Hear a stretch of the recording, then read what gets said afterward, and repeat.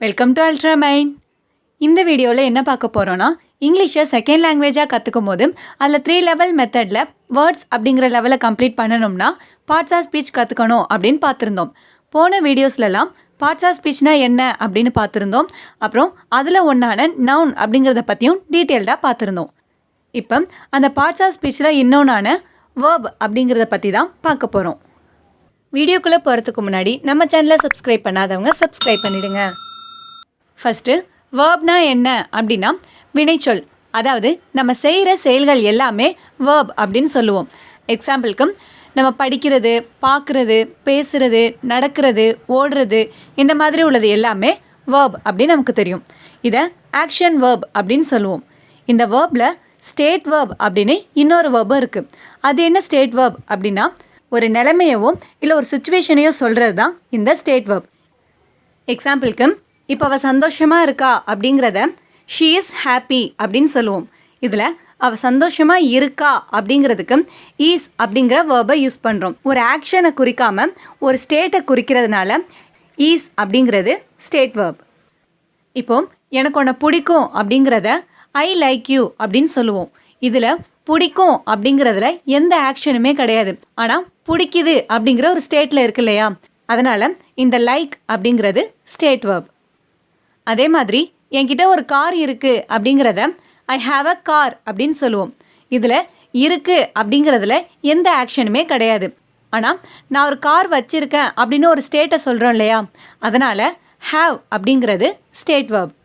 இந்த மாதிரி ஒரு ஆக்ஷனை எக்ஸ்பிளைன் பண்ணாமல் அந்த ஸ்டேட்டை எக்ஸ்பிளைன் பண்ணுறது தான் இந்த ஸ்டேட் வேர்ப்.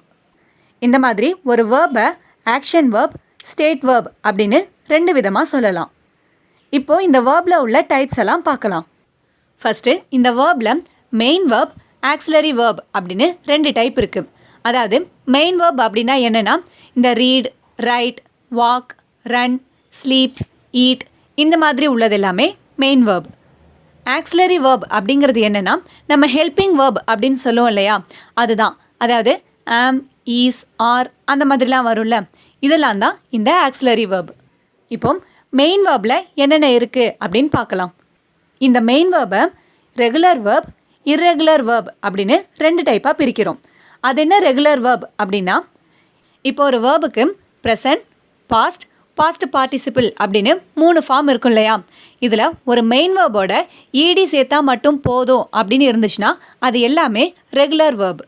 எக்ஸாம்பிளுக்கு இப்போ க்ளோஸ் அப்படின்னு ஒரு மெயின் வேர்பை எடுத்தோன்னா close, closed, closed. Ask, asked, asked. Join, joined, joined. இந்த மாதிரி ஒரு மெயின் வேர்போட ஈடி சேர்த்தா மட்டும் போதும் அப்படின்னு இருந்துச்சுன்னா அதுதான் இந்த ரெகுலர் வேர்ப்.